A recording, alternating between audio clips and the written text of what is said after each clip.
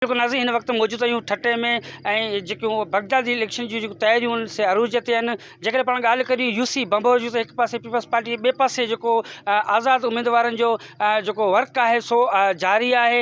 ऐं जेको आज़ादु उमेदवार जेके हिन वक़्तु जेका आहिनि सरगर्म आहिनि, आज़ादु उमेदवार डिस्ट्रिक्ट मेंबर जेको आहे अब्दुल सलाम तनोली, ऐं चेयरमैन जो गुलाम रसूल कलमती, वाइस चेयरमैन जेको अब्दुल सत्तार कच्छी, ऐं उन सां गॾु जेका काउंसलर आहिनि ऐं उहे बि हिते मौजूदु आहिनि। अचो त हुन सां ॻाल्हि ॿोल करियूं। छा हींअर यूसी बंबोर में हमेशह अक्सर त पीपल्स पार्टी रही है, छा हींअर अवां हुननि खे शिकत ॾेई सघो था? मुंहिंजो नालो गुलाम रसूल कलमती बलोच,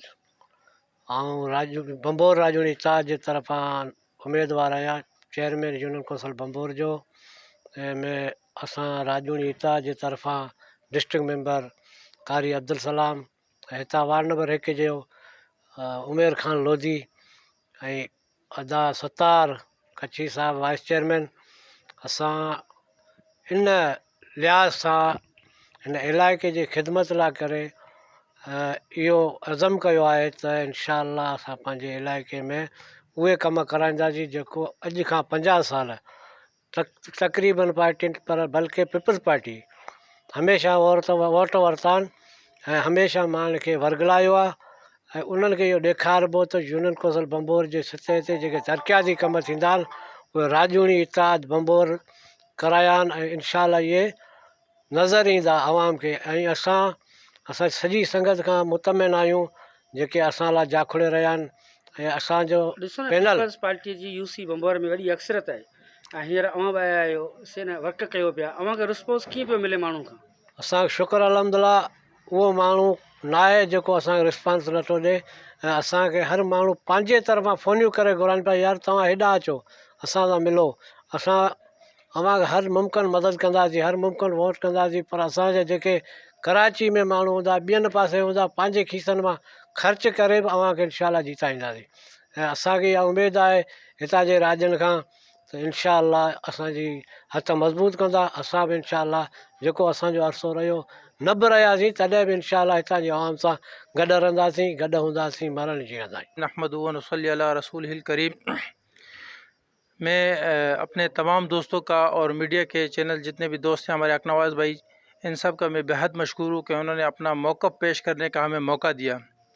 बंबोर राजूनी इत्तेहाद मुख्तलिफ़ बरादरियों पर मुश्तमिल एक इत्तेहाद है जो कि यूनियन कौंसिल बंबोर की तरफ से आज़ाद उम्मीदवार की हैसियत से इलेक्शन लड़ रहे हैं। इनका इंतखाबी निशान ताला है और बंबोर राजूनी इत्तेहाद सिर्फ़ और सिर्फ इस मकसद के लिए है कि जिस तरह गुज़िश्ता कई सालों से बंबोर, फ़िल्टर, शेख मजीद कॉलोनी, ज़रीन कॉलोनी और कोस्टल हाईवे के वो लोग जिनके पास आज तक पीने का पानी भी नहीं है, जो कि बुनियादी सहूलतों से अब तक महरूम हैं, कोई अस्पताल की सहूलत उनके पास नहीं है, पीने का पानी उनके पास नहीं है, और हमेशा से ये इलाके नज़रअंदाज किए गए हैं।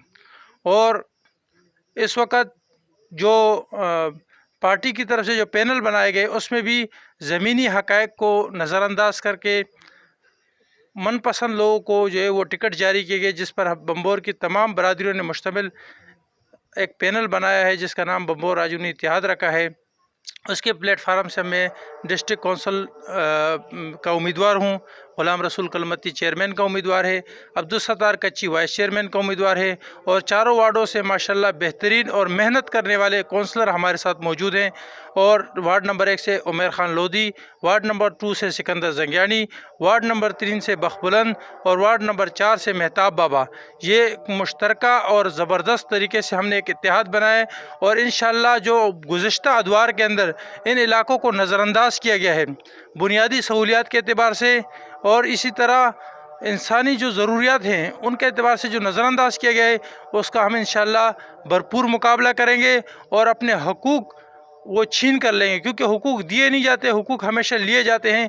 और बंबोर राजूनी इत्तेहाद के क़याम का मकसद सिर्फ़ और सिर्फ अपने हुकूक और अपने अवाम के हुकूक को उनको लेना, उनके ज़ोरी लेना और आला ऐवानों तक इस बंबोर के गरीब और मिस्कीन जो कोस्टल हाईवे के अंदर लोग हैं, बंबोर के अंदर लोग हैं, उनकी आवाज़ आला ऐवानों तक पहुंचाना है। इंशाअल्लाह इसमें हम आप सब जितने भी राजे रहती हैं उन सब से हम उम्मीद रखते हैं, अच्छी उम्मीद रखते हैं कि वो बंबोर राजूनी इत्तेहाद का साथ दें और 24 जुलाई को ताले के ऊपर मोहर लगाकर इस बात का सबूत दें कि तमाम राजे اور تمام قومیں انشاءاللہ بمبور راجونی اتحاد کے ساتھ ہیں. مہربانی، شکریہ. آج یہ ہماری کارنر میٹنگ ہے فلٹر پلانٹ وارڈ نمبر 1 میں، عمیر خان لودھی کے وارڈ میں.